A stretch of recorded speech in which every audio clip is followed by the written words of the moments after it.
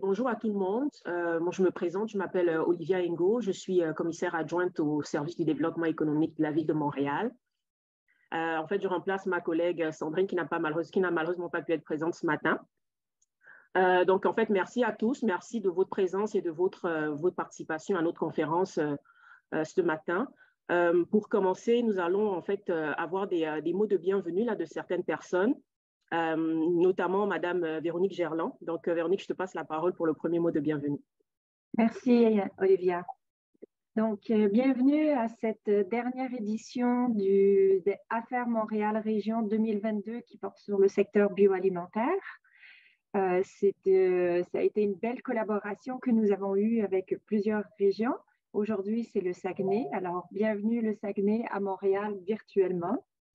Je voudrais remercier également notre collaborateur ou collaboratrice, tout dépendant si on considère le ministère ou notre collègue, Madame Siem Benlizidia, directrice par intérim de la direction du territoire métropolitain au ministère de l'Économie et de l'Innovation et de l'Énergie. Donc, je remercie le ministère de sa collaboration et de son financement avec la Ville de Montréal et puis bien sûr d'avoir pu contribuer à l'organisation de ces 6 activités. Je voudrais également souligner le travail de Madame Isabelle Thérivard du créneau Agro-Boréal qui a mis sur pied le panel qui aura lieu aujourd'hui. Alors, c'est une collaboration très intéressante et fructueuse. Le Saguenay est cher à mon cœur puisque je suis mariée à une famille saguenayenne. Alors, c'est pour moi aujourd'hui une activité particulièrement intéressante. Donc, Madame Rivard a l'idée l'organisation de cette matinée et vous verrez donc, on vous présentera ci-après l'ordre du jour et les différents panélistes. Je voudrais aussi signaler que c'est donc la dernière activité pour 2022, même si nous sommes en 2023, il y avait un petit décalage horaire pour cette dernière activité. Nous sommes contents d'avoir pu travailler avec les autres régions. C'était un sujet très diversifié. Aujourd'hui, c'est les produits boréals. C'est donc un autre thème que nous aborderons. Enfin, le réseautage pour les entreprises du Saguenay a déjà eu lieu. Et aujourd'hui, donc cet après-midi, il n'y aura pas de réseautage. Si jamais parmi les personnes présentes, vous souhaitez développer des contacts, l'équipe de la Ville de Montréal, et puis je suis sûre que de l'équipe aussi du créneau Agro-Boréal pourra quand même répondre à vos questions et vous faciliter donc ces mises en contact. Donc, je redonne la parole à Olivia. Merci beaucoup et bonne matinée. Parfait, merci beaucoup Véronique pour ce mot d'introduction. Si je ne m'abuse, je pense que c'est Isabelle là, qui prend le relais à ce moment-là. Non, mais je crois qu'il y avait une intervention de Madame Siem du MEIE. Ah, Madame Siem, je pensais que Véronique l'avait introduit. Madame Siem, je vous cède la parole. Il n'y a pas de problème, il n'y a aucun problème. Donc, bonjour à tous. Donc, très heureuse d'être parmi vous aujourd'hui pour la dernière, comme a dit Véronique, la dernière rencontre de cette belle initiative Affaires Montréal Région et qui met en vedette la belle région du Saguenay, donc que je ne connais pas, que j'espère pouvoir visiter un jour. Donc, cette initiative, comme vous le savez, a été mise sur pied donc, afin de renforcer les partenariats entre Montréal et toutes les belles régions du Québec. Je crois pouvoir dire, bon, c'est sûr que c'est la dernière de 2022, je crois pouvoir avancer que ça a été un succès, puisque quand même, elle a permis de jeter les bases de futures collaborations qu'on espère qu'ils vont déboucher sur des relations d'affaires durables et à long terme entre les entreprises de la métropole et celles des autres régions. Donc, sur ce, je ne me rallonge pas trop. Je vous souhaite de profiter pleinement des contenus. Donc, je pense que c'est des gens très experts qui connaissent leur contenu. Donc, profitez de ce contenu, réseautez, puis voilà, bonne conférence. Merci à tous. Merci beaucoup, Madame Siem. Donc, en fait, Isabelle, je te passe en fait la parole là pour pouvoir introduire nos panélistes et débuter la conférence. Oui, tout à fait. Merci beaucoup, Olivia. Merci à la Ville de Montréal ainsi qu'à toute l'organisation qui a contribué à l'organisation des activités Montréal et les régions s'attendent. Donc, je suis Isabelle Tremblay-Rivard, je suis directrice du créneau d'excellence Agro-Boréal. On est situé au Saguenay-Lac-Saint-Jean. On va ménager les susceptibilités régionales. On est une région unie avec le Saguenay et le Lac-Saint-Jean. Donc, on représente à la fois ces deux magnifiques territoires qui sont en sein d'une même région administrative aujourd'hui. Et nous allons avoir pour l'occasion 4 panélistes, dont 2 originaires de la région, ainsi que 2 qui sont originaires de la grande région métropolitaine, du moins qui sont dans les alentours de la région de Montréal. Donc, on aura pour débuter une brève introduction sur le sujet du jour, donc le terroir boréal, qui me fera plaisir de vous entretenir à ce sujet. Ensuite, nous aurons M. David Janel du restaurant La Cuisine, qui aura l'occasion de se présenter ainsi que son organisation. Suivra M. Alain Girard, qui représente l'ITHQ, ainsi que le Gastronomic Lab. Ensuite, nous aurons Mme Nancy Ouellette de la table agroalimentaire du Saguenay-Lac-Saint-Jean. Et finalement, la dernière et non la moindre, Mme Mathilde Laroche-Bougie d'Aliments du Québec, donc qui terminera ce panel. Et ensuite, nous aurons un échange entre les panélistes qui viendront se positionner sur différentes questions en lien avec le sujet du jour qui se trouve à être le terroir boréal. Et sans plus tarder, je vais vous en dire davantage à ce sujet. Laissez-moi quelques secondes le temps d'ouvrir ma présentation et de vous la partager à l'écran. Donc, vous devriez la voir apparaître à l'instant. C'est bien le cas. Donc, je le mentionnais d'emblée, je suis directrice du créneau d'excellence Agro-Boréal, créneau d'excellence qui s'inscrit au sein de la démarche ACCORD, une démarche du ministère de l'Économie, de l'Innovation et de l'Énergie. Donc, partenariat avec le gouvernement du Québec qui, dans notre cas, dure depuis maintenant près de 15 ans. Donc, ça va me faire plaisir de vous entretenir un peu sur qu'est-ce qu'on fait au créneau. En fait, notre mission, c'est de favoriser les collaborations pour le développement des entreprises agroalimentaires boréales. Donc, la collaboration est vraiment au cœur de notre ADN à titre de créneau d'excellence. De quelle façon ça se traduit? Soutien aux projets collaboratifs essentiellement. Donc, depuis justement les 15 dernières années, ce sont plus de 100 projets qui ont pu être soutenus d'une valeur de plus de 12 millions de dollars. De quelle façon on agit à soutenir ces projets collaboratifs? D'abord, autant dans l'identification, la définition des projets. On peut soutenir le montage financier. Il y a même du financement qui est disponible par l'intermédiaire des créneaux. On peut aider au démarrage, la diffusion des projets soutenus. On peut appuyer aussi la mise en œuvre, gérer certains de ces projets et finalement d'analyser leurs retombées, les perspectives de développement qui en découleront.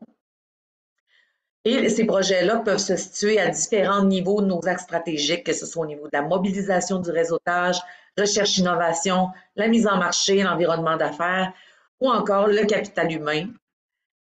Mais aujourd'hui, je vais vous parler un peu plus de la question du terroir, donc qui est au cœur aussi de la définition de notre créneau, puisque oui, on est l'ADN de notre créneau, ce sont les collaborations, mais les collaborations pour le développement des entreprises agroalimentaires boréales du Saguenay-Lac-Saint-Jean.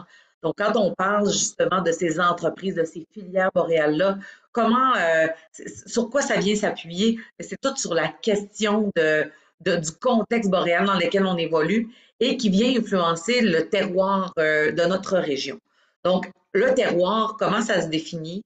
Selon la littérature, c'est vraiment une interaction qui existe entre le territoire, les acteurs, des pratiques, donc le savoir-faire propre à ce territoire et à ces acteurs-là. Donc, l'interaction entre différentes caractéristiques liées à ces facteurs-là qui vont venir apporter une distinction et des caractéristiques distinctives aux produits issus de ce terroir-là. Et ce qui est intéressant, c'est que le terroir agit aussi comme un levier de développement pour les territoires, pour les régions, pour les localités qui vont venir se rattacher à ces terroirs-là, à ces caractéristiques. On parle de valeur économique. Par exemple, en mettant de l'avant une typicité, vous allez le voir probablement davantage avec la présentation de Nancy, de quelle façon cette valeur économique-là et cette typicité-là peut représenter un levier pour établir des stratégies de différenciation, faire du marketing territorial, mettre de l'avant des chaînes de valeur aussi. Ça peut avoir aussi une valeur socioculturelle, donc des valeurs identitaires de venir se rattacher à son terroir, que ce soit au niveau du patrimoine, au niveau de la construction identitaire, des modes de vie, sentiment d'appartenance, puis même en faire des valeurs d'attractivité pour un territoire ou une région. Et finalement, il y a des valeurs écologiques qui peuvent s'y rattacher, dans le sens où on veut que ce bien commun-là qu'est le terroir s'assure d'être maintenu dans le temps à travers un renouvellement des ressources territoriales.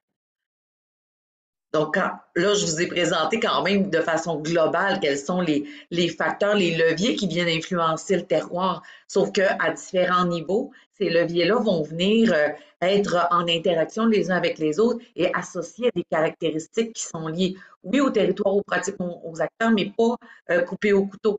Donc, on parle de conditions climatiques, des conditions agronomiques, des ressources naturelles, puis on tend vers les systèmes de production qui commencent à se rapprocher des pratiques, des traditions, etc. Et quand on parle du terroir rattaché à un contexte boréal, donc c'est le cas dans notre région, c'est pas unique à la région du Saguenay-Lac-Saint-Jean, sachez-le.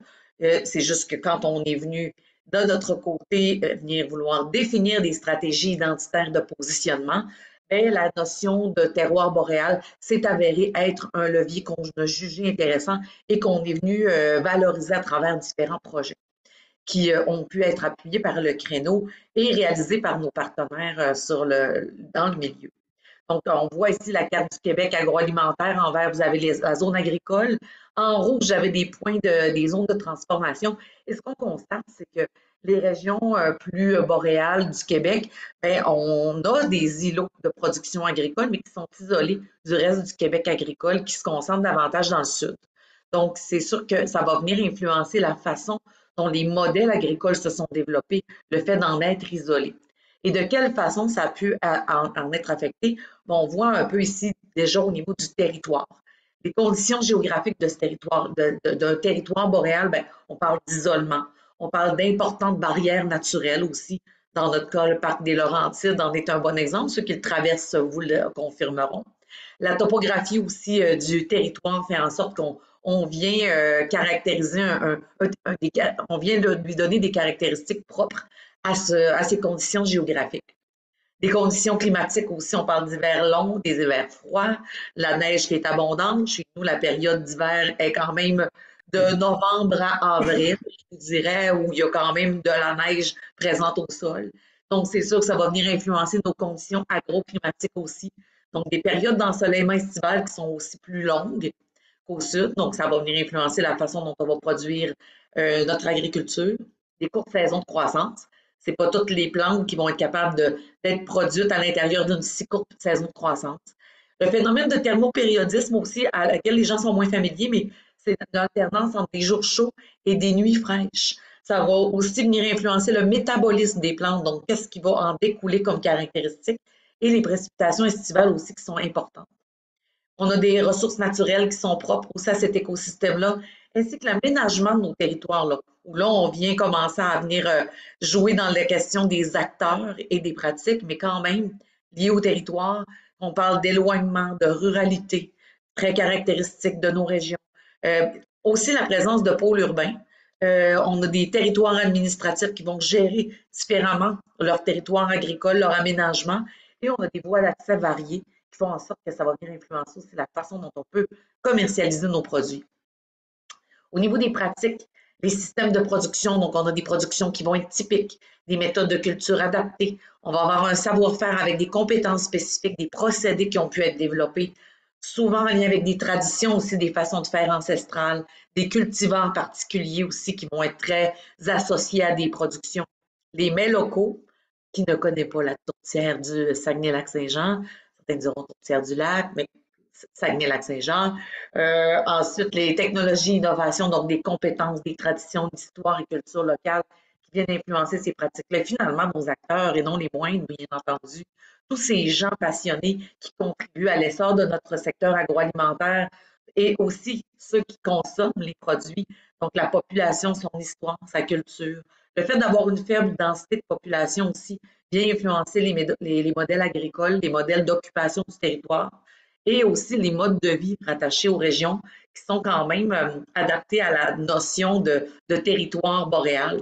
La gouvernance, les collaborations, les réseaux qui sont établis dans les régions vont aussi moduler nos systèmes agroalimentaires, qu'on parle aux organisations de soutien. On en est une, vous en avez une autre quand même importante dans notre région, la table agroalimentaire, les entreprises, la présence du mouvement coopératif avec Nutrinor, là, qui est probablement la plus célèbre de nos coops dans la région.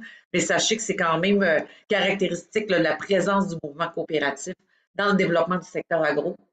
Et finalement, l'organisation et la structuration des filières, comment les gens travaillent en chaîne de valeur, donc avec la préoccupation de créer de la valeur, de créer des synergies de la terre jusqu'à la table, et aussi de travailler avec des donneurs d'ordre qui vont venir influencer qu'est-ce qu'on va mettre justement dans nos champs pour créer nos systèmes agricoles régionaux.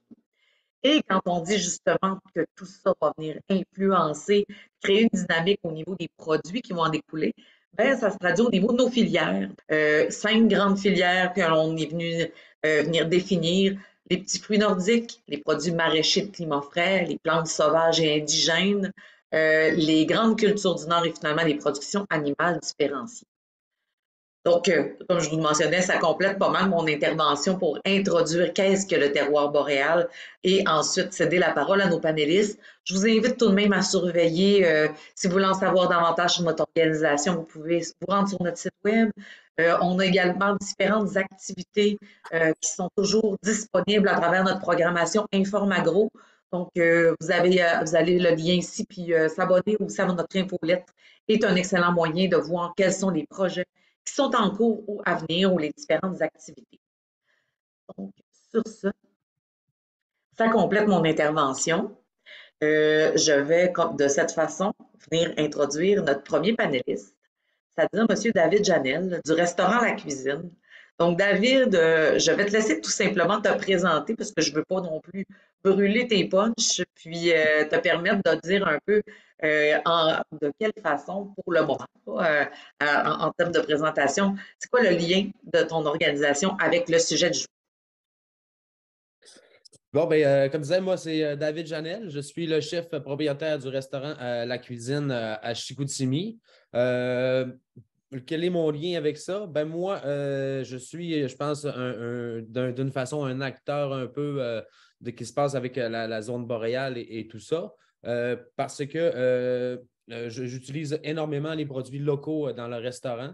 Je travaille justement avec, je suis un ambassadeur des saveurs avec la zone boréale, où ce qu'on a travaillé ensemble, même moi et Nancy, à créer ce support pour les restaurateurs en tant que tel. Aussi, en 2019, j'ai été le gagnant du prix Aliments du Québec au menu, où ce qu'on essaie de se définir dans notre région avec les produits locaux et la façon de faire et tout ça, là. Alors, Est-ce que ça complétait ta présentation, David? Si tu ne peux pas en dire plus, c'est pas nécessaire, mais si tu veux parler un peu de votre restaurant, la cuisine, c'est une belle occasion de le faire aussi. oui, exactement. Notre restaurant, nous autres, est situé au cœur de la ville de Chicoutimi, où l'importance du restaurant est de mettre l'accent sur les produits de la région. Ça, c'est un peu, moi, ma vision de faire un restaurant. Ben, quand on parle de cuisine ou de gastronomie, de choses comme ça, ben, on va parler beaucoup, tu sais, de la qualité ou n'importe quoi. C'est un peu la définition aussi de la gastronomie. Fait que toujours mieux d'acheter de ton voisin que d'acheter d'une autre personne que tu ne connais pas pour avoir un produit qui va être plus de qualité et d'une fraîcheur aussi qui va être très, très, très intéressante. Moi aussi, ce que je veux comprendre là-dedans aussi, ça serait essayer de mettre un peu un côté sur l'identité culinaire aussi de la région, de qu'est-ce qu'on a. Parce que oui, on a parlé de tourtière du Lac-Saint-Jean, mais il n'y a pas juste ça chez nous. Il y a plein, plein, plein d'autres choses. Il y a plein d'autres produits qui sont à découvrir et à faire connaître. Je crois que c'est là-dessus qu'il faut se baser pour faire découvrir un peu qu'est-ce qui est la région de mon côté de restaurateur en tant que tel. Merci beaucoup, David. Maintenant, je céderai la parole à M. Alain Girard de l'ITHQ et Gastronomique Lab. Donc, M. Girard, je crois que vous aviez une présentation à nous partager pour en savoir un peu plus sur l'organisation que vous représentez ce matin. Oui, tout à fait. Merci. Bonjour tout le monde. Dans mon cas, ça risque d'être un petit peu plus long. Je vais prendre peut-être pas 10 minutes, mais peut-être un petit peu plus long que David. Là, je vais pas avoir l'impression de, de passer par-dessus. Donc oui, alors je vais vous entretenir. Bon, un petit peu c'est quoi l'ITHQ. je pense que beaucoup de gens le connaissent, mais on se rend compte en fait que les gens connaissent pas vraiment toutes les dimensions de l'ITHQ, puis les gens voient souvent ça seulement comme une école de cuisine. Alors, donc, je vais vous parler de l'ITHQ, je vais vous parler de la recherche à l'ITHQ et de l'unité de recherche à laquelle je suis rattaché, le Gastronomic Lab, vous l'avez bien nommé, Madame Rivard. Puis ensuite, je vais parler un petit peu là, de mes intérêts de recherche rapidement. Donc, je vais essayer d'y aller rondement. La présentation va m'aider, je pense, à être capable de suivre une ligne droite. Donc, je vous présente l'ITHQ pour commencer. Alors, comme vous savez peut-être, ça a été créé en 1968, donc suite à l'Expo 67. L'ITHQ est sous la responsabilité d'un conseil d'administration et il est évidemment, des conseils d'administration, des gens qui sont membres de l'industrie touristique, du milieu de l'éducation, celui des affaires, et on relève du ministère de l'Enseignement supérieur du Québec parce qu'on est une école. Donc, on a 330 employés et dont 120 membres du corps professoral, c'est-à-dire des gens qui enseignent. Alors, et notre mission, c'est de former une relève d'avant-garde, évidemment des leaders de demain. Et on espère, je ne sais pas ce matin s'il y en a beaucoup qui sont à l'écoute, mais disons que les milieux qu'on représente, là, tout le milieu de tourisme, hôtellerie, restauration et plus largement les domaines de l'accueil, on cherche des gens qui sont intéressés à venir travailler avec nous. Donc, notre spécificité repose sur une approche pédagogique qui est basée sur les compétences, des activités de recherche appliquées, puis je vais en parler vraiment dans pas longtemps, et évidemment une collaboration soutenue avec l'industrie, y compris dans le cadre de la recherche appliquée, bien entendu. Alors, très, très, très vite fait, on a 3 niveaux à l'ITHQ. Donc, le niveau professionnel où on enseigne la cuisine, la pâtisserie et la sommellerie, enfin, le service si on veut. Le milieu technique, qui est notre gros morceau à l'ITHQ, où on a 3 techniques, la gestion d'un établissement de restauration, les techniques de gestion hôtelière et la technique de tourisme.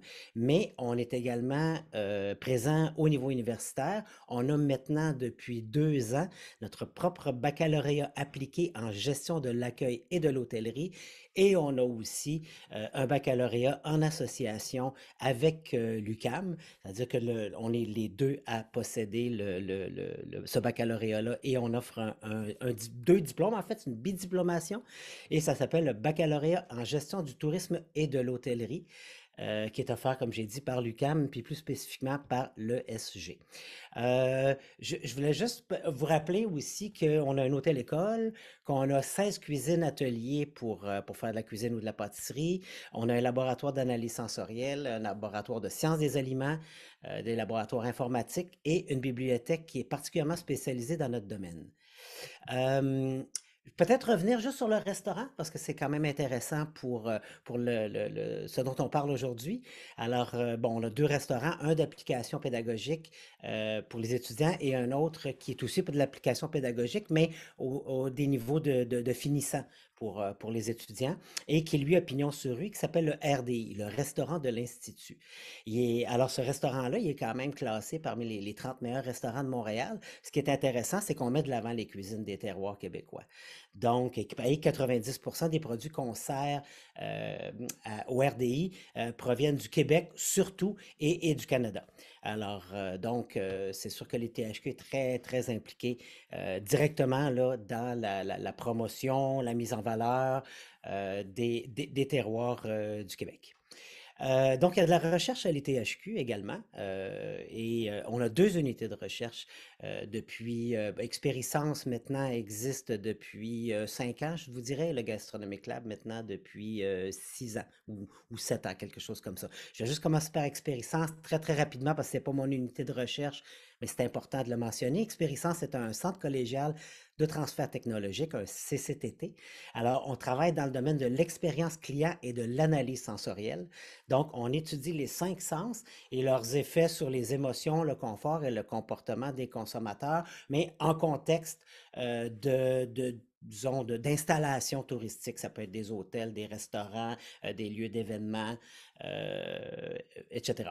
Alors, et on fait appel à la science pour comprendre, expliquer et optimiser les industries de l'accueil. Et on voit un petit schéma qui nous montre un petit peu le parcours client, là, avant, pendant, après, et les 5 sens, le toucher, la vue, l'ouïe, l'odorat et le goût, évidemment. Le Gastronomic Lab, maintenant, l'unité de recherche à laquelle je suis attaché, et que notre slogan est de réunir le savoir savoureux. Alors, le Gastronomic Lab est une unité mixte de recherche, donc on est associé avec l'Université Laval et plus précisément avec l'INAF, qui est l'Institut national des aliments fonctionnels. Donc, notre mission, c'est de réaliser des activités de recherche et de développement ainsi que de la formation et du transfert de connaissances dans les domaines des sciences alimentaires, culinaires, comportementales et économiques en appui au développement de la gastronomie québécoise. Et ça, c'est très important parce que la plupart des recherches qu'on fait, si ce n'est pas toutes les recherches qu'on fait, en fait, sont issues de consultations qu'on a eues puis qu'on continue d'avoir avec les restaurateurs pour comprendre comment la recherche peut venir les aider dans le développement de leurs affaires, mais aussi dans le développement des connaissances qu'ils veulent avoir sur les produits, sur les techniques culinaires, et aussi sur des techniques de gestion qui peuvent être plus innovantes puis qui peuvent à ce moment-là jouer un peu sur leur marge et augmenter leur marge de profit parce que quand même un restaurant, ça doit rester profitable. Donc, nos stratégies d'action au Gastronomic Lab, c'est d'élaborer une programmation de recherche, de former une nouvelle génération de professionnels en recherche liée à la gastronomie, de mobiliser les acteurs des secteurs liés à la gastronomie autour de projets de recherche collectifs répondant à des enjeux prioritaires et de réaliser des activités de transfert de connaissances. C'est un peu ce qu'on fait d'ailleurs ce matin. On a 3 axes de recherche au Gastronomic Lab qui sont la gestion de l'entreprise de restauration, les produits, usages et techniques culinaires et les comportements du consommateur, du client ou l'anthroposociologue que je suis vous dirait des mangeurs. Donc voilà, 3 axes de recherche. Moi, je travaille à la fois dans les produits, usages et techniques, mais aussi dans les comportements des mangeurs. Très rapidement, juste des exemples concrets là, des recherches qu'on fait. On a fait de la recherche sur la restauration indépendante, entre autres de voir un peu là, les facteurs qui sont gagnants, disons, dans les modèles d'affaires. On avait les facteurs de pérennité, en fait, et des modèles d'affaires en question. Un inventaire des modèles d'affaires aussi qui est en cours. Donc voilà, alors de la restauration indépendante qui a été fait en rencontrant là, de nombreux gens d'affaires là, qui possédaient des restaurants, soit comme chef, soit comme gestionnaire. On a également une recherche qu'on a fait en consommation d'aliments en restauration et comportement des consommateurs. En fait, on mesurait dans le contexte du restaurant l'appréciation par rapport à un produit en question. Donc, et puis, on avait des scénarios qui allaient avec, puis on essayait de mesurer, voir si les gens appréciaient plus ce qu'on leur faisait goûter, si on leur racontait une histoire en arrière. Donc, ça aussi, je pense que ça va nous intéresser beaucoup aujourd'hui ici, l'histoire qui est derrière les aliments qu'on mange et l'histoire des aliments, mais aussi l'histoire des personnes qui l'ont fait ou qui le font arriver à la table. On a aussi une recherche sur les produits comestibles forestiers, mais qui est plus du côté de la science des aliments. Donc, on s'intéresse, par exemple, à la caractérisation compositionnelle, à la caractérisation sensorielle et aussi aux usages culinaires, c'est-à-dire à quel degré on peut faire cuire, quel support transporte mieux les saveurs. Donc, on a travaillé, entre autres, ici, sur les champignons forestiers, une recherche qui est toujours en cours, et une recherche aussi qui tend à sa fin, qui est sur les conifères. Et un autre projet de recherche qui est le mien d'ailleurs, mais avec des collègues à moi, donc qui est un portrait de la filière des champignons forestiers au Québec. Donc voilà, alors on analyse la chaîne de valeur, la filière, on cartographie les acteurs et on fait un petit rapport du potentiel de développement, des forces et des faiblesses de ce secteur-là. Pour finir, ah bon, ça finit un petit peu trop vite. Donc, mes champs d'intérêt de recherche, bon, bien sûr, on a vu que je m'intéressais aux forestibles, qui est un nom un peu plus agréable, plus savoureux, plus évocateur que PFNL, le produit forestier non ligneux. Donc, je m'intéresse aux forestibles, un néologisme qu'on essaie d'introduire là, dans les filières. Donc, mais je m'intéresse aussi à l'achat local et aux services alimentaires institutionnels. Je travaille beaucoup d'ailleurs avec Mathilde, qu'on va voir tout à l'heure. C'est sur un autre sujet. Je m'intéresse bien entendu au terroir québécois, particulièrement à leurs acteurs, parce que comme je ne l'ai pas dit dès le début, mais moi j'ai une formation en sociologie, donc je fais de la socio-anthropologie de l'alimentation. Alors je m'intéresse principalement aux acteurs qui font arriver les choses dans le domaine de la gastronomie. Donc, je m'intéresse à l'innovation collaborative en restauration. On parle ici de trianguler la chaîne de valeur, les différents acteurs de la chaîne de valeur, la culinarité, c'est-à-dire spécifiquement l'acte culinaire en cuisine, fabrication d'innovation, si on va en cuisine, et reconfiguration des ressources à l'intérieur du restaurant. Je m'intéresse aussi à l'innovation sociale, la recherche participative, c'est-à-dire le chercheur est partie prenante de la problématique sur laquelle il est en train de travailler. Et ça, à ce moment-là, ça demande des environnements Living Lab pour être capable de se réaliser. Et enfin, je m'intéresse au plaisir de manger en fin de vie.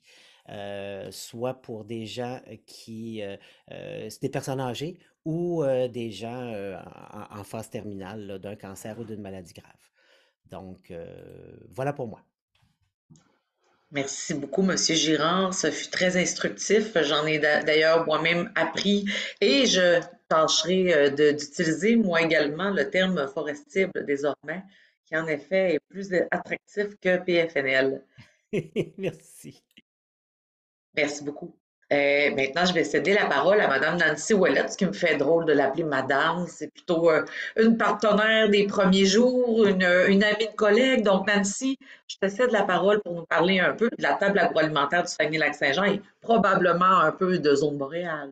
Évidemment. Merci Isabelle. Ben oui, Isabelle, depuis le début, Isabelle faisait partie du comité qui m'a engagée au départ il y a 11 ans, donc derrière l'ensemble de l'œuvre. Ça fait une belle suite avec ce que Alain vient de nous présenter parce qu'à la table agroalimentaire, qu'est-ce qu'on a fait avec la zone boréale? C'est qu'on s'est servi de la recherche puis de la science pour créer une image de marque qui allait nous permettre de différencier les produits du Saguenay-Lac-Saint-Jean pour venir activer l'économie du secteur agroalimentaire régional. Puis ensuite, ben là, on profite l'ensemble de la région de ce positionnement-là parce que ça nous permet d'aller travailler l'identité culinaire, ça fait de meilleures attractions touristiques, ça nous permet le développement du territoire. Donc, il y a beaucoup d'effets à avoir travaillé une image de marque comme ça. Donc, quand on m'a donné le mandat, je l'ai pris avec mes yeux d'anthropologue, je l'ai pris avec mes yeux de communication et marketing, puis je l'ai pris avec mes yeux de développement touristique aussi.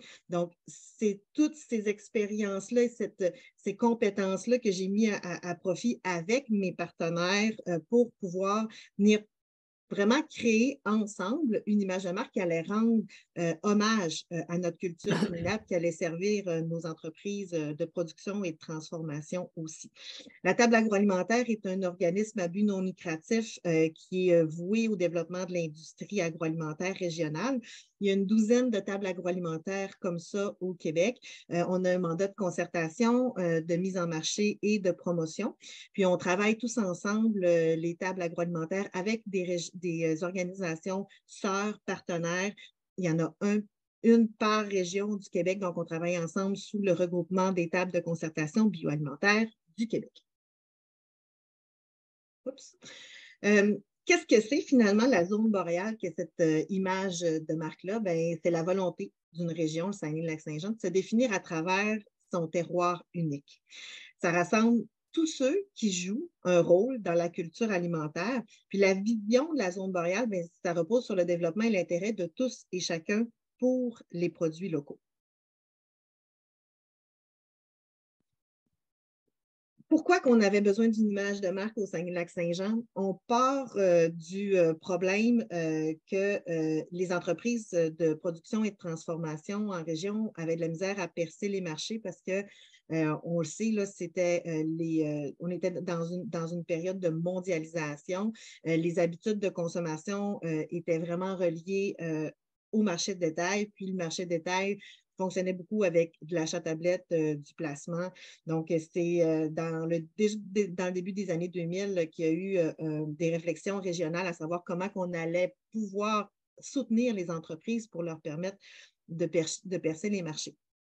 Ça a pris un bon bout de temps de travail entre les partenaires pour arriver à vraiment miser sur un positionnement boréal, mais à se donner les outils pour pouvoir y arriver. Puis le créneau d'excellence, d'abord en agriculture nordique, maintenant agroboréale, qui est un des outils les plus importants qui nous a permis de se structurer.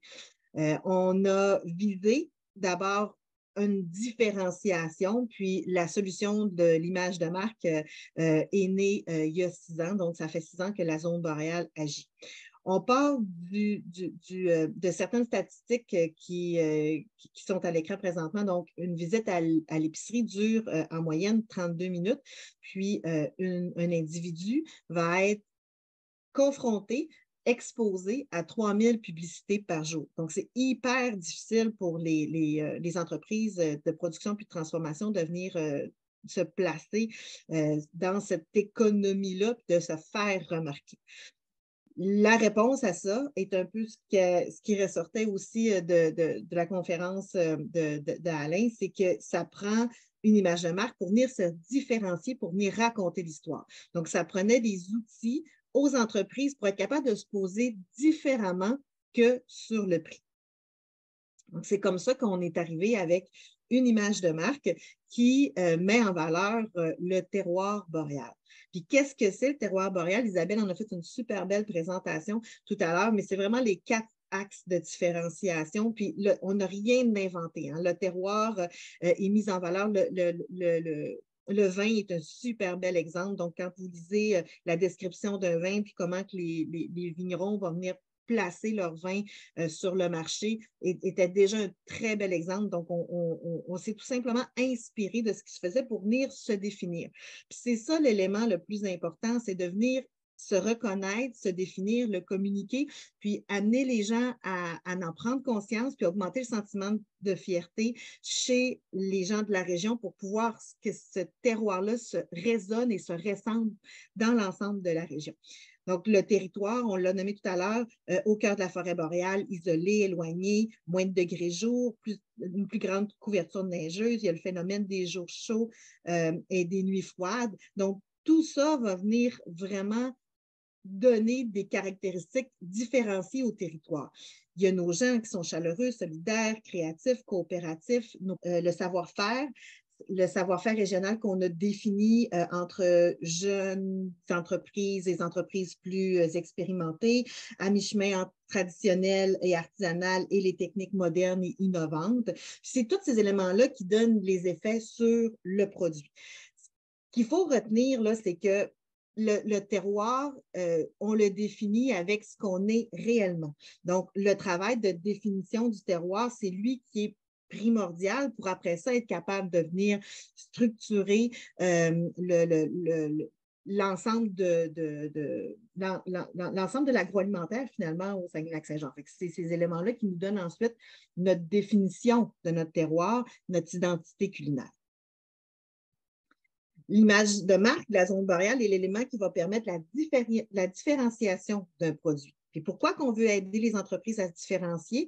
Bien, c'est parce que ça évite d'en faire un produit de commodité. Ça va venir donner l'ensemble des éléments qui permettent de donner une valeur au produit, puis cette valeur-là va permettre de convaincre le consommateur et ça va nous permettre aussi de nous distinguer de la concurrence, puis ailleurs que par le prix, comme je disais. Puis ça passe par l'histoire.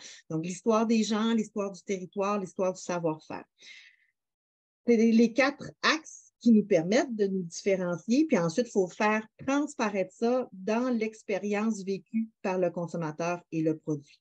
Ce que ça permet, la stratégie de la zone boréale, c'est donc la sensibilisation chez le consommateur, la promotion des produits, mais surtout l'identification des produits agroalimentaires sur les différents marchés. Fait que l'image de marque a un travail vraiment global de sensibilisation, de promotion, mais ensuite de repérage, parce qu'on peut bien travailler et parler des produits, mais ensuite, il faut être capable de les retrouver sur les tablettes et dans les assiettes.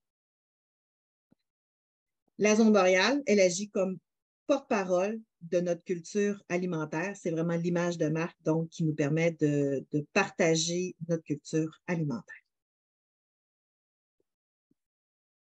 Merci, Nancy. Donc, ça complète bien. Puis désolée pour le petit problème technique, pas de contrôle là-dessus. Donc, ben maintenant, ça va être le tour de notre dernière panéliste, Mathilde Laroche-Bougie, d'Aliments du Québec. Donc, Mathilde, je te cède la parole. Bonjour. Je vais essayer de rattraper le temps perdu. Oh, on n'a pas de retard. Donc, aucun retard. Prends tout ton temps. Donc, mais merci beaucoup pour l'invitation. C'est super intéressant, des sujets comme celui-là. Donc, je travaille pour Aliments du Québec.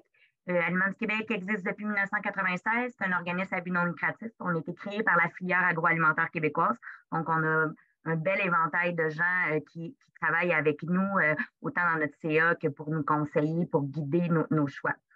Je suis comme un peu en complément de ce que Nancy a dit pour sa région. Aliments du Québec, on veut faire ce travail-là de promotion des produits agroalimentaires, soit par le savoir-faire ou par les produits de nos entreprises, mais nous, on veut le faire à travers la province. On le fait aussi, on veut être aussi un levier pour justement des régions comme la zone boréale qui fait déjà du marketing territorial et nous, on veut étendre cette image-là de marque, parler de toutes ces régions-là à l'ensemble du Québec, faire un rayonnement plus large, puis parler un peu de l'unicité, le côté unique de chacune des régions. On a 1500 entreprises adhérentes chez Aliments du Québec, un peu plus maintenant, je n'ai pas le chiffre exact, puis ils sont vraiment étalés à la grandeur du Québec. On en a beaucoup en Montérégie à cause du gros bassin là, au niveau des cultures maraîchères, des grosses usines de transformation. On a aussi beaucoup de gens à Montréal, mais on est quand même présent là, dans toutes les régions. On est à peu près, on est rendu, je pense, à 26 000 produits vérifiés de nos marques. Donc, pour pouvoir faire ce travail-là de promotion, Aliments du Québec, on s'est doté de marques de certification, soit Aliments du Québec, Aliments préparés au Québec, les logos que vous voyez sur les produits ou en magasin. Ça nous permet de vraiment venir valider, un peu comme notre code de conduite, on s'est donné des balises, puis on va venir voir les produits par rapport à ça. Puis dans nos 26 000 produits, bien, on a autant des produits qui vont être issus du terroir boréal que des produits de transformation, que des produits maraîchers. C'est extrêmement varié. On en a dans toutes les catégories. Pour ma part, moi, je travaille vraiment pour le programme Aliments du Québec au menu, qui existe depuis 2014. Il a été créé pour les restaurateurs avec l'Association Restauration Québec, l'ARQ, et on a aussi créé en 2016 pour les institutions le programme avec Équiterre pour pouvoir venir le rentrer aussi là, dans les établissements institutionnels. On est rendu à 750 établissements de restauration engagés au programme, donc c'est vraiment le fun. Pour nous, les restaurateurs, c'est vraiment une vitrine incroyable. C'est eux souvent qui vont être là pour mettre de l'avant les produits justement du terroir, les produits de leur région, les faire découvrir aux consommateurs et donner envie aux consommateurs de les avoir ensuite dans la carte, des essayer, des cuisiner. Donc, pour nous, c'est comme vraiment de mise que d'être ici parmi vous pour représenter un peu l'ensemble. Puis, on travaille avec déjà tous les partenaires qui sont présents, on travaille avec eux, puis on veut continuer de travailler avec eux. Donc, c'est le fun aussi de mieux connaître leur offre, de bien découvrir tout ce que vous avez à offrir là, dans les régions ou selon un terroir particulier. Voilà. Merci beaucoup, Mathilde. Donc, ben, ça complète la présentation de nos panélistes. Puis maintenant, je vais vous adresser quelques questions à lesquelles vous avez pu vous préparer. Donc, il n'y a pas d'improvisation, mais soyez bien à l'aise là, de rebondir sur les interventions de chacun. C'est d'où la richesse d'avoir des panels, puis des panélistes aussi qui sont très variés dans leur champ de compétences et leur domaine d'intervention. Donc, première question que j'aimerais vous adresser. Puis je vous nommerai là, pour vous céder le droit de parole tel que mentionné. Donc, j'aimerais savoir de votre point de vue, pourquoi le terroir boréal représente un intérêt d'un point de vue gastronomique, bien entendu, mais quel est cet intérêt-là? Donc, je commencerai avec M. Girard, justement. J'aurais aimé faire la balle et plutôt rebondir.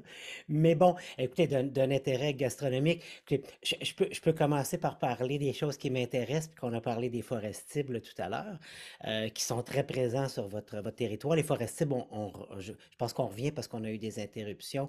Les produits forestiers non ligneux, c'est-à-dire tous les produits qu'on trouve dans la forêt, mais qui sont pas pour faire du 2 par 4 ou du papier. Donc, on parle de champignons, on parle de racines, on parle de pousses de sapin, on parle de fleurs, on parle de plantes, etc. Et depuis quelques années, là, les chefs un peu partout, puis David probablement nous en parlera, on découvre la valeur, puis l'originalité de ces produits-là qui ont un goût très prononcé, qui ont une identité territoriale très, très, très ancrée, là, très qui se réfère à tout l'imaginaire de la forêt nordique, donc qui génère, j'y reviendrai probablement parce que moi je m'intéresse beaucoup aux imaginaires. Il faut faire rêver le mangeur pour l'amener non seulement l'amener vers quelque chose, mais pour bonifier son expérience aussi. Donc, je reviens à rebours. Donc, je pense que le fait de savoir d'où quelque chose vient, puis que c'est quelque chose qui est en plus, par exemple, comme c'est le cas des forestibles dont je parlais tout à l'heure, puis on y reviendra. On peut penser au poivre des dunes, on peut penser, chez vous, vous avez le bleuet, entre autres, vous avez aussi beaucoup de champignons sauvages. Bien, ça donne un plus quand on sait ce qu'on mange, qu'on sait d'où ça vient, qu'on sait qui le cueillit, et puis on a l'impression de manger une partie de soi-même en plus, quelque part, parce que la forêt, c'est vraiment quelque chose qui est très identitaire au Québec. Je commencerai comme ça. Bien, merci beaucoup. Nancy, qu'est-ce que tu en penses de ton côté? On demande pourquoi le terroir boréal représente un intérêt au point de vue gastronomique. J'ai envie de répondre que tous les terroirs représentent un intérêt au point de vue gastronomique. L'important, c'est de le reconnaître, le terroir, puis ensuite de le valoriser. Donc, s'il représente un intérêt, c'est parce qu'il est vraiment collé à la réalité de ce qui est vécu au Saguenay-Lac-Saint-Jean. Donc, c'est le côté vrai, c'est le côté authentique qui nous permet de pouvoir en faire quelque chose qui représente un point vraiment de très grands intérêts parce qu'on le vit réellement. Bien, merci. Puis, tu sais, la question commençait par un pourquoi. Je pense que la notion du pourquoi est quand même assez importante. Tu en parles souvent dans tes présentations, là, qu'on doit toujours se ramener au pourquoi, là. Tu sais, qu'est-ce qui fait du sens puis qui crée de la valeur pour la personne qui le consomme. Dans ce cas-ci, ben, le pourquoi du consommateur ou de l'utilisateur gastronomique, je pense qu'il est au cœur de cette question-là. D'ailleurs, qu'en penses-tu, David, toi-même étant un restaurateur qui peut mettre en valeur des produits du terroir boréal dans ton offre, ton son?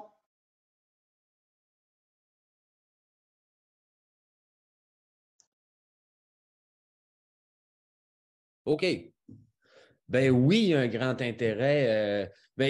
Premièrement, on va comparer un peu avec tout le reste au pire de la planète. Chacun a leur identité culinaire avec qu'est-ce qu'ils ont dans leur proximité. Si on a parlé de notre terroir et tout ça, ben c'est justement ça qu'il faut mettre en valeur. Fait que pour moi, c'est la plus belle chose que j'ai à faire, c'est de démontrer c'est quoi notre terroir par le biais de nos assiettes aux mangeurs, comme M. Alain disait. Dans le fond, fait que nous, on veut se définir avec ça. On veut démontrer que le terroir a un goût unique aussi à ce qu'on fait. Alors, c'est sûr que ça demande beaucoup de travail aussi puis de changement. Mais comme on parlait tantôt, pourquoi utiliser le laurier quand il n'en pousse pas ici? À la place, on peut prendre une branche de Méric Baumier qui va faire le même travail. C'est de comprendre notre région puis de voir comment est-ce qu'on peut la trafiquer aussi pour l'amener à être encore plus régionale possible. Comme on disait tantôt, oui, on goûte quelque chose, mais notre région est remplie de saveurs et de produits incroyables qu'on a dans nos forêts qu'il faut découvrir, faire découvrir aux autres.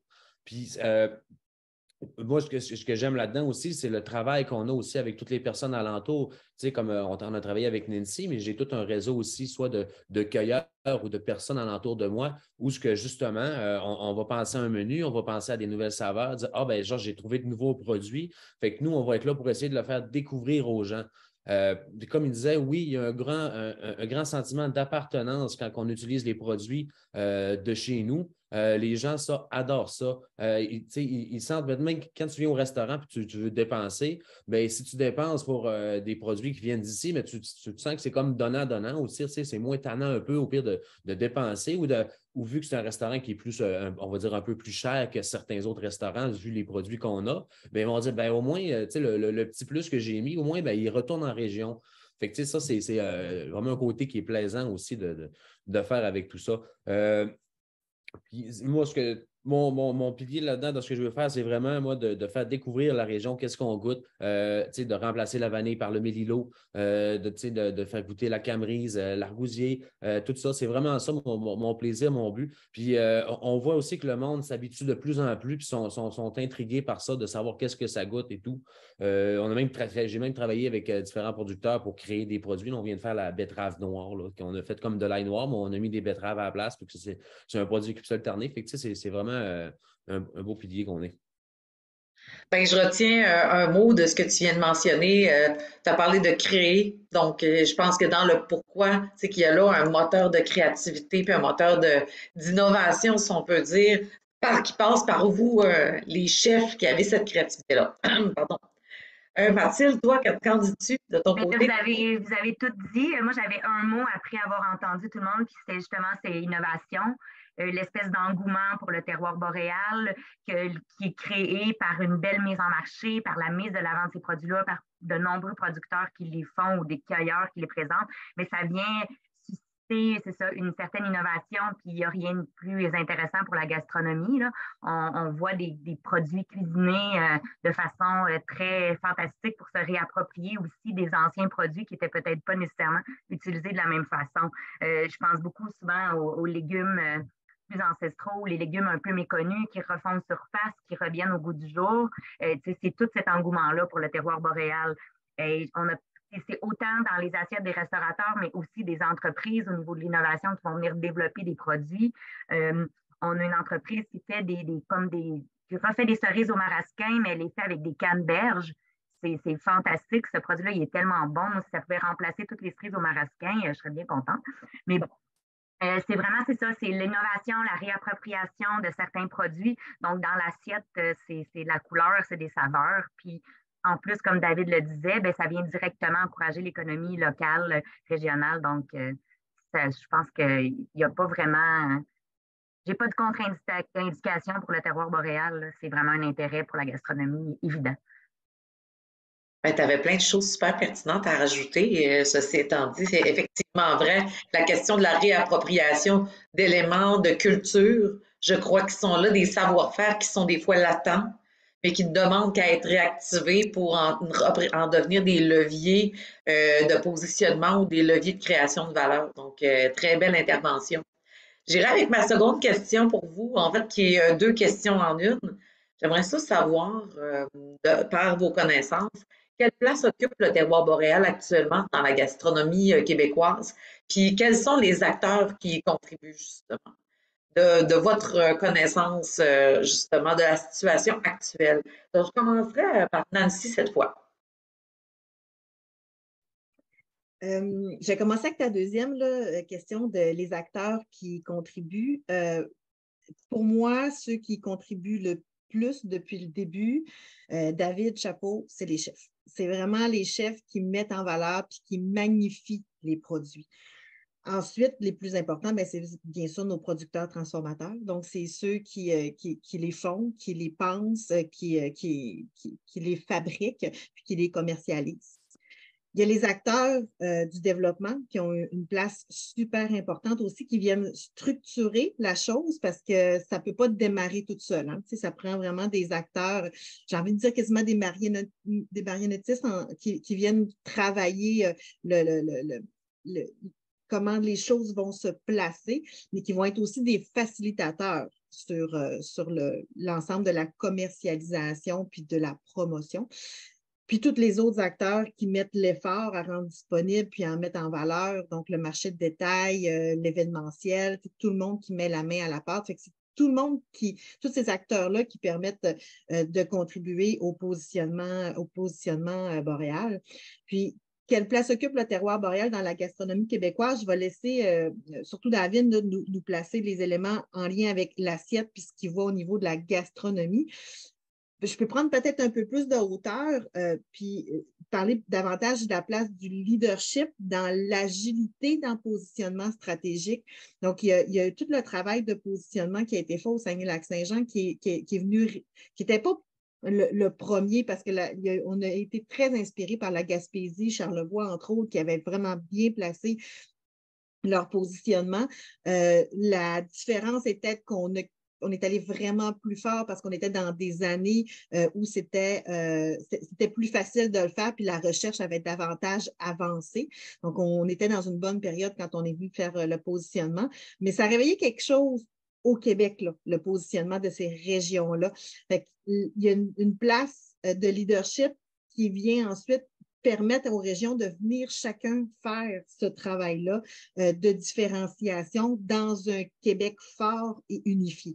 Le développement va venir se positionner comme ça avec chacune des régions du Québec bien différenciées dans un Québec fort et unifié. Effectivement, parce que, tu sais, la notion de boréalie n'est pas propre à un territoire administratif. C'est une caractéristique forte du Québec. Donc, si le Québec est capable de le faire rayonner, bien, les régions qui vont s'y rattacher et s'y positionner vont en bénéficier elles aussi. Complètement raison. Mathilde, justement, avec une organisation nationale comme Aliments du Québec, je présume que tu as sûrement des choses à dire à ce sujet-là. C'est exactement mon complément. Tous les produits, moi, ce que je vois je fais les analyses de menus, je regarde les restaurateurs, l'apparition justement là, des produits du terroir, là, il y en a de plus en plus. Et sur des petites cartes, sur des grandes cartes, sur des produits, dans des restos plus gastronomiques, mais aussi dans des petites tables, dans des déjeuners, c'est extrêmement varié. Maintenant, c'est beaucoup plus facile de l'introduire. Donc, et on le voit dans les restaurants de région, mais on le voit dans les restaurants de Montréal, on les voit dans les restaurants de Québec. Le terroir n'est pas juste resté dans la région, il commence vraiment à s'étendre. Je pense qu'on peut remercier des organisations comme les tables agro pour faire rayonner ces produits-là, mais aussi une certaine ouverture nouvelle au niveau des détaillants et des distributeurs qui permettent là, de venir un peu plus là, mettre de l'avant ces produits-là, de les rendre un petit peu plus accessibles. Il y a encore beaucoup de travail à faire, mais il reste que c'est vraiment de plus en plus intéressant là, comme acteur qui se positionne à rendre ces produits-là disponibles. Moi, ce que j'entends aussi quand je vois tout ça, c'est David pourra en parler, on parle déjà, mais toute la collaboration avec les acteurs, que ce soit dans la création de produits, que ce soit dans la mise en marché, il y a vraiment un travail il y a une entreprise qui arrive avec une idée, reprise par le chef, mise en marché par la table, rayonnée par Aliments du Québec. Il y a comme vraiment toute une espèce de chemin qui se fait là, vers vraiment, là, c'est ça, c'est vraiment une belle place. Les acteurs sont dans un mode ouvert, puis c'est comme tout à notre profit. Ça paraît dans les assiettes, ça paraît à l'épicerie aussi. Tout à fait. Puis tu nommes quelque chose, à quel point justement les restaurants, parfois dans les grands centres, en ayant cette ouverture-là aussi, ils deviennent des vitrines eux aussi à leur tour pour les régions. Là. Donc, je crois que dans le thème d'aujourd'hui, là, où on est justement dans c'est quoi les collaborations possibles entre les régions et la métropole, ben ça en fait partie.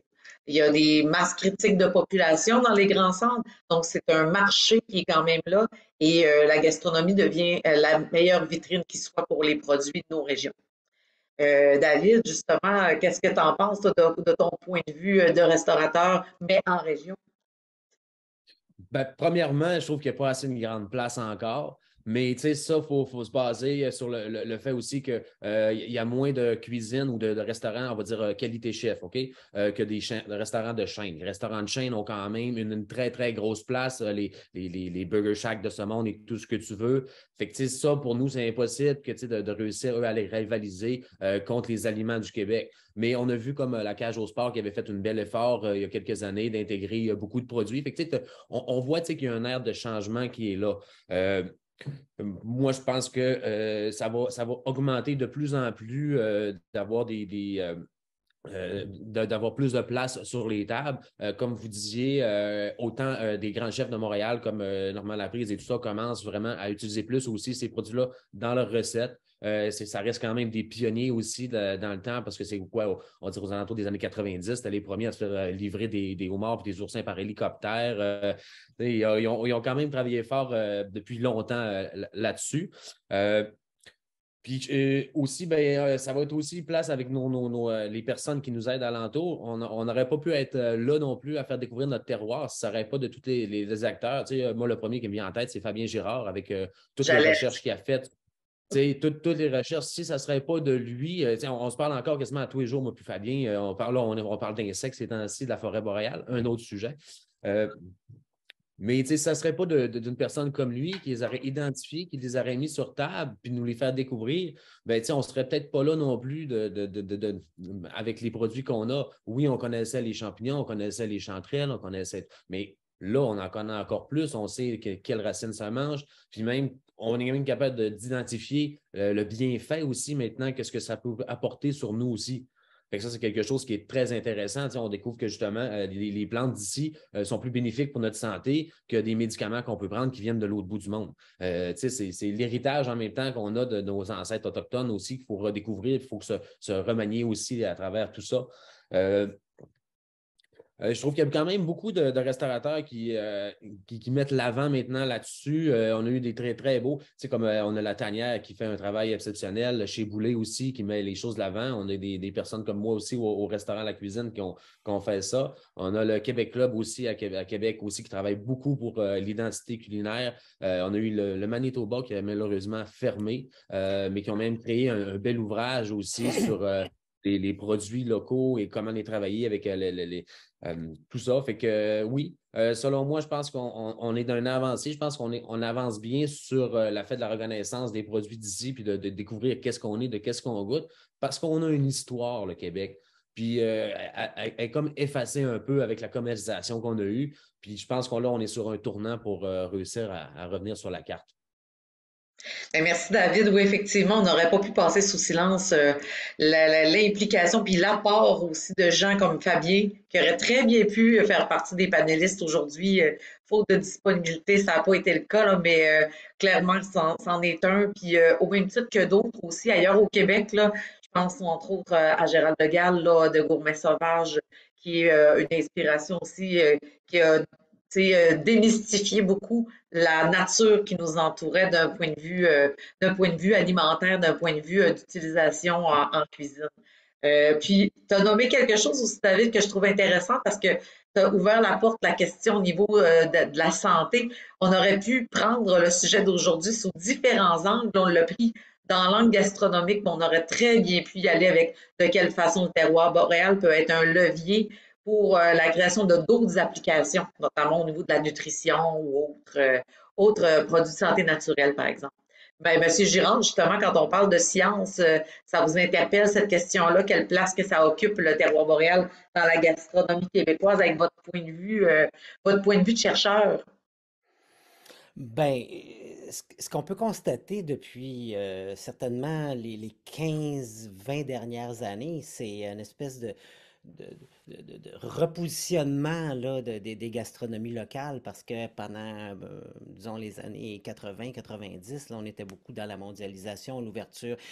On est encore un peu là aussi quand on va à l'épicerie. Là, c'est comme s'il n'y avait plus de saison.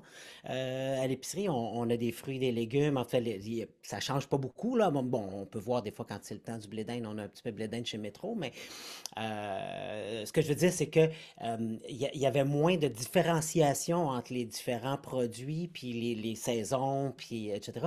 Tandis que là, on redécouvre ça depuis les 10-15 dernières années.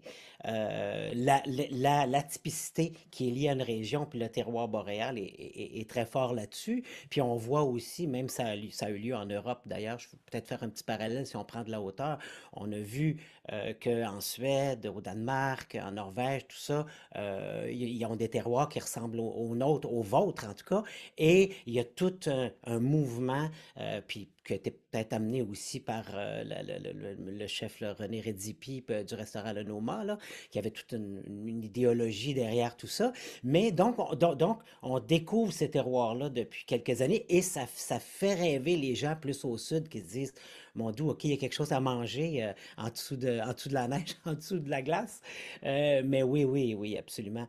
Donc, puis cette place-là de la gastronomie boréale, on voit qu'elle est grandissante, puis qu'elle s'assoit sur une curiosité de nos produits, puis qui arrive pas seulement dans les assiettes, mais qui arrive aussi dans les verres, dans les coupes, tout ça, parce qu'on parle de restauration, mais dans la bière, on retrouve énormément de produits du terroir, dans les alcools aussi, donc qui mettent de l'avant le terroir à l'intérieur de ça. Donc c'est des places à occuper, puis c'est des places qu'on voit qui sont prêtes aussi dans l'imaginaire des mangeurs pour dire qu'est-ce qu'on fait de bon ici. Puis c'est lié aussi peut-être à la mobilité sur les territoires, c'est-à-dire les gens qui vont spécialement dans une région pour déguster les produits de cette région-là ou qui font la tournée des microbrasseries pour découvrir les bières, mais à saveur régionale, puis qui mettent leurs produits régionaux à l'intérieur de leur bière. Donc, c'est aussi des facteurs d'invitation aux gens à aller découvrir les territoires puis les personnes qui l'occupent et les produits qu'ils développent. Donc, peut-être une espèce de contre-réaction que je dirais à la mondialisation qui est un retour à mais qu'est-ce qu'on a chez nous, qu'est-ce qu'on a de spécifique, puis ça nous a donné des leviers, cette curiosité-là, puis avec la qualité de nos produits pour se positionner. Mais c'est encore en développement, comme disait David, il n'y en a pas encore assez, mais là, je pense que les vannes sont ouvertes, puis les synergies sont en train vraiment de bien se placer pour que ça continue de se développer, ces produits-là, et puis que ça vienne qu'à représenter les différents terroirs québécois, là, parce que la nordicité ou la boréalité est partagée par plusieurs territoires québécois, comme vous l'avez dit, mais on pourra parler du vôtre plus précisément, là, qui est tout à fait riche et très fort en identité aussi. Vous amenez quelque chose par rapport à la mondialisation, parce que oui, c'est venu affecter la façon dont on consomme, puis que les produits d'ailleurs se retrouvent ici. Mais voyons aussi la mondialisation comme une opportunité de faire rayonner notre propre terroir à travers le monde, là. Je pense qu'il y a ça aussi, faut le voir comme une menace, oui, mais également comme une opportunité. Tout à fait. Prochaine question. J'aimerais ça savoir maintenant quelles seraient les ressources, les moyens qu'on pourrait ou qui peuvent là, favoriser une plus grande mise en valeur du terroir boréal dans la gastronomie québécoise à l'heure actuelle. Donc, qu'est-ce qu'on pourrait faire? Quels seraient les leviers donc, qui devraient être mis en place pour appuyer l'essor de ce terroir-là et sa place dans la gastronomie? Puis je commencerai cette fois-ci par David. OK. Ben, qu'est-ce qu'on pourrait faire de plus? Ben, tu sais, c'est sûr que présentement, je pense qu'on a réussi à atteindre une belle étape, justement, avec la zone boréale. Qu'est-ce qu'ils ont fait de pouvoir identifier les produits et tout ça dans les épiceries partout? Ça, c'est merveilleux. L'Aliment du Québec aussi, qu'est-ce qu'ils ont fait? Je trouve que ça, c'est vraiment des belles aides pour nous entourer, pour nous encadrer aussi, pour faciliter à trouver un produit de la région, tout ça. Fait que ça, premièrement, je pense que c'est vraiment une bonne étape de fait. On a une nouvelle aussi qui vient d'apparaître aussi, qui est Fourchette Bleue. Ben, ça ne vient pas d'apparaître, mais qu'on travaille là-dessus aussi avec la table ronde des chefs, où on travaille pour revaloriser aussi les produits du Saint-Laurent, parce qu'on sait que tous les produits d'ici sont utilisés, sont revendus à l'extérieur plus souvent qu'au Québec. Fait qu'on essaie de travailler là-dessus. Mais je vous dirais que la suite, ben, ça serait peut-être des fois les gouvernements peut-être de plus à aider un autre lieu, ou aussi de travailler sur l'effet du tourisme gourmand. Un peu comme M. Girard disait tantôt, le tourisme gourmand, ça nous permet de nous identifier, nous définir en tant que place. Fait que je pense que c'est là-dessus qu'il faudrait travailler surtout aussi parce que si on partout aussi, on voyage à travers le monde, ben, si on va au Japon, on va vouloir manger des sushis. Fait que, qu'est-ce qui fait que si on vient au Saguenay, Lac-Saint-Jean, qu'est-ce qu'on veut goûter, qu'est-ce qu'on veut manger? Je sais qu'on parle toujours de la tourtière et de la tarte au bleuet, mais on a plus encore à donner. On a tellement un terroir qui est riche, qui est unique, que c'est vraiment important de pouvoir le démocratiser encore plus. Merci, M. Girard. Ben là, je vais prêcher pour ma paroisse. De la recherche. Je prendrais plus de recherche encore. Cette recherche-là peut prendre des formes, comme j'ai dit tout à l'heure dans ma présentation, là, un peu plus dynamique. Juste, j'arrive chez vous, je pose des questions, je repars, puis je fais un article scientifique là-dessus. Il y a d'autres manières de faire de la recherche qui est beaucoup plus dynamique, puis qui est beaucoup plus en implication avec les parties prenantes là, d'une filière ou d'un secteur. Je ne veux pas élaborer sur du tout des méthodologies de recherche, mais disons, ce qu'il y a moyen de faire, par exemple, c'est de faire des recherches où on est capable à la fois d'essayer de comprendre ce que les mangeurs recherchent dans leur expérience culinaire. Bon, moi, je vais me focusser sur la restauration ici parce que c'est vraiment à l'ITHQ, là, c'est ça qu'on travaille. Là. Il y a peut-être ça que j'ai pas dit dans ma présentation, mais on focus vraiment sur la restauration hors foyer, mais sachant que 50% de ce que mangent les personnes sont hors foyer, donc on est sur 50% des repas que les gens prennent, donc on est à bonne place. Donc essayez de déterminer ce que les mangeurs recherchent comme expérience, mais aussi globalement comme produit, comme expérience dans le restaurant.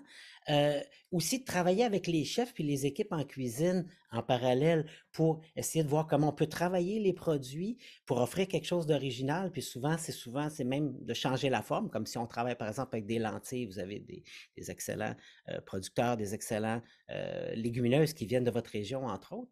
Et donc, c'est des produits qu'on peut travailler de différentes façons en restauration. Donc, c'est le fun de faire de la recherche pour développer des prototypes.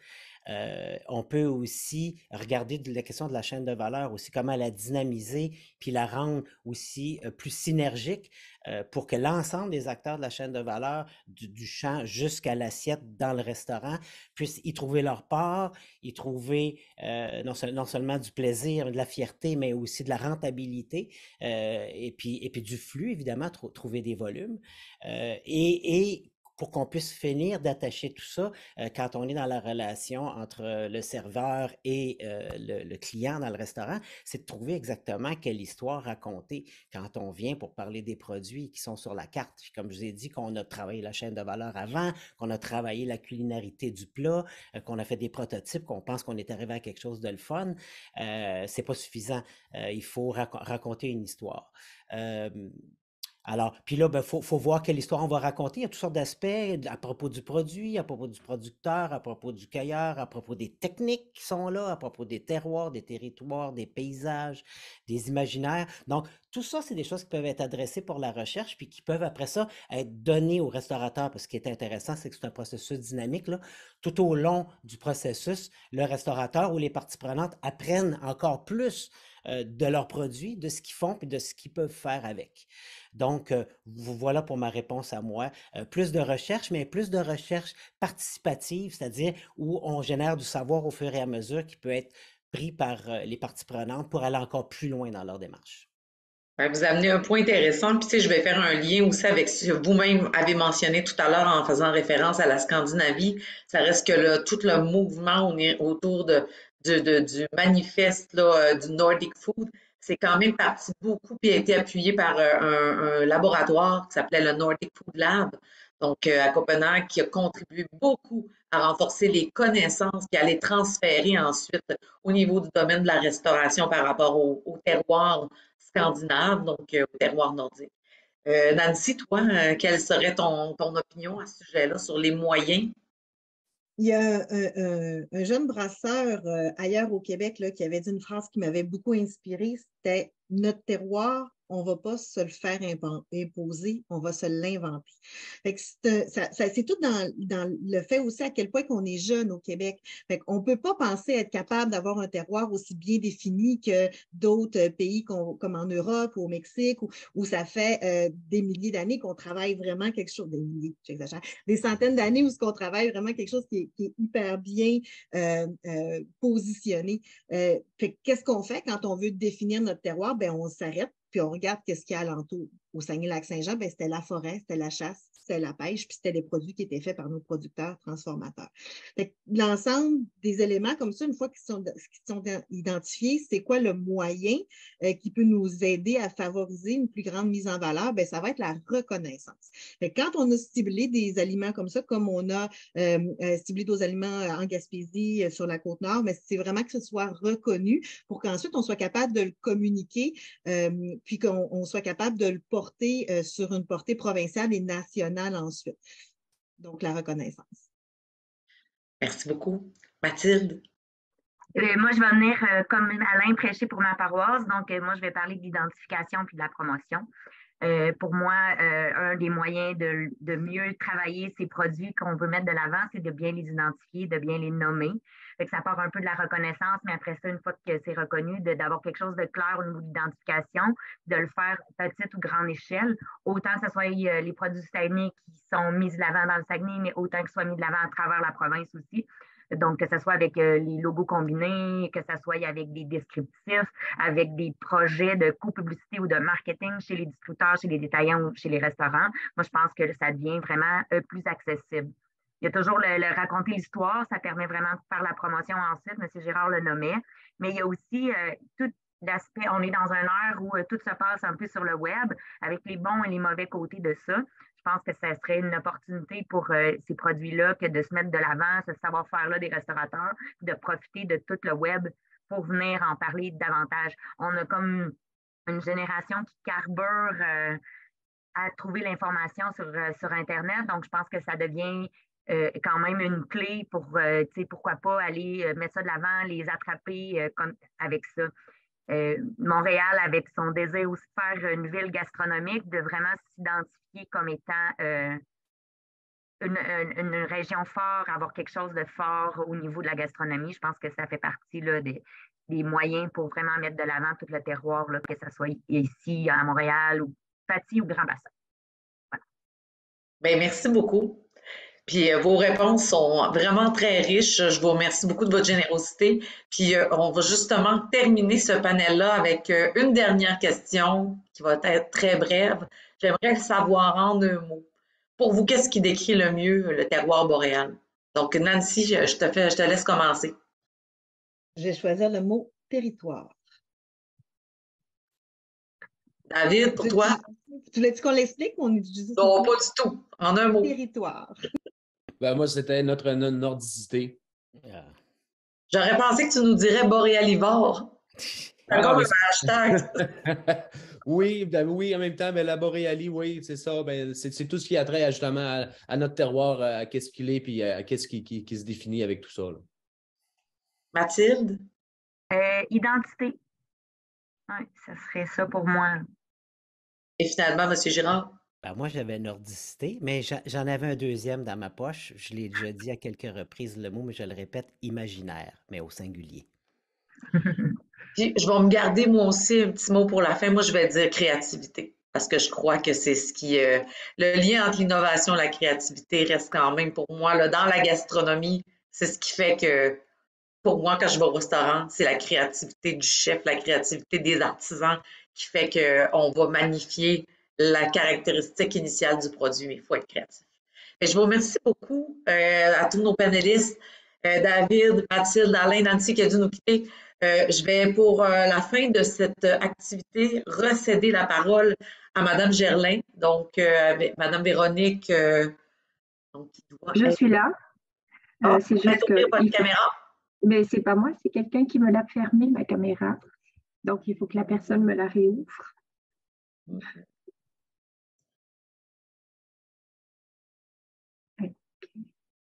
Voilà, je suis là à nouveau. Alors, merci à tous les participants. C'est notre dernière édition. Voilà, ça clôture l'activité 2022 de Affaires Montréal Région. Donc, je remercie les panélistes, M. Alain Girard, Mme Mathilde Bougie, M. David Janel, et j'oublie la dame également qui était de la table agroalimentaire. Merci Mme Rivard de Réseau Agro-Boréal, le Saguenay et le lac Saint-Jean. Merci à tous les Montréalais d'avoir été présents, à l'équipe du CIBIM qui a rendu possible l'activité, à mon équipe également, Sandrine qui n'est pas là mais qui n'est pas très loin, et Olivia. Alors, c'était un plaisir de vous avoir pour les activités de Affaires Montréal Région et je vous souhaite de bonnes affaires autour de la boréalité, de faire beaucoup de business, comme on dit, de développer des contrats entre Montréal et les régions. C'est pour ça que nous organisons ce type d'activité. Merci beaucoup. Merci à tous. Merci.